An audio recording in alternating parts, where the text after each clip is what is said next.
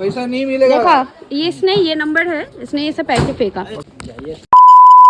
Hello everyone, welcome back to my another blog. প্রথমেই দেখতে পেলে শুরুটাই কেমন একটু খারাপ। এরকমই কিন্তু আনপ্ল্যান প্ল্যানগুলোতে এইরকমই ঠিক হয়। আমাদের সাডেনলি প্ল্যান হয়েছে যে আমরা দুজনে এরকম ভাবে বেনারস করতে যাবো। অনেকদিনের ইচ্ছে ছিল, সেইভাবে হয়। আমরা যেদিন শিলিগুড়ি আসবো আগের দিন কিন্তু চট করে আমরা টিকিট কেটে নিই, আর আমরা পেয়েও যাই। যাই হোক, তারপরে আমরা সেদিন যখন ট্রেনে উঠেছি, সেদিন আমরা যখন রাজধানীতে উঠেছি, প্রথম থেকে আমাদের ট্রাভেলটা সেরকম ভাবে কিছু ভালো হয়নি। যখন আমরা ট্রেনে উঠে আমাদের সিটে বসেছিল কিছু আর্মিরা, তো তাদের কিছু ব্যাগ ছিল যে তারা এক সাইডে ব্যাগ রেখে দেশের জন্য এত কিছু করে, তো আমরা এক্সপেক্ট করে তাদেরকে সিটটাও আমরা ছেড়ে দিই। তখনও আমরা সেইভাবে করে অ্যাডজাস্ট করে একটা সিটের মধ্যে আমরা দুজন চলে আসি। ইভেন তারাও আমাদেরকে বলেছিল, বাট আমরাই তাদেরকে বলেছি কোনো ব্যাপার না, এভাবে থাকতে। তারপরে আমাদের যখন আবার একটু প্রবলেম হয়েছিল মাঝে ট্রেনে, এভাবে করে আমরা কোন রকমে পৌঁছে যাই বেনারস। বেনারসে পৌঁছে কি হলো, বাইরে কিন্তু প্রচন্ড প্রচন্ড কুয়াশা। আমরা পৌঁছে গেছি বারাণসীতে, আর এখন বাজে হচ্ছে রাত 1:45, আর প্রচন্ড কুয়াশা। বাট এখানে অনেক অ্যাভেলেবেল অটো আছে, বাট তোমাদের বার্গেনিং না করলে কিন্তু তোমরা কিন্তু স্ক্যামে ফেসে যাবে। ওরা যা খুশি তাই একটা বলে দিবে, তোমরা কিন্তু সেটা বার্গেনিং করে নেবে।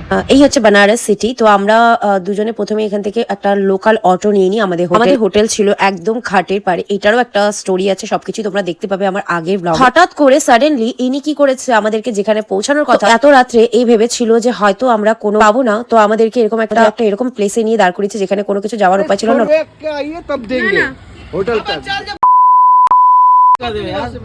आपने पहले हम लोगों को प्लेटफॉर्म से ही बोला कि हम लोगों को यहाँ पे छोड़ना है, तो फिर आप क्यों यहाँ पे छोड़ के गए?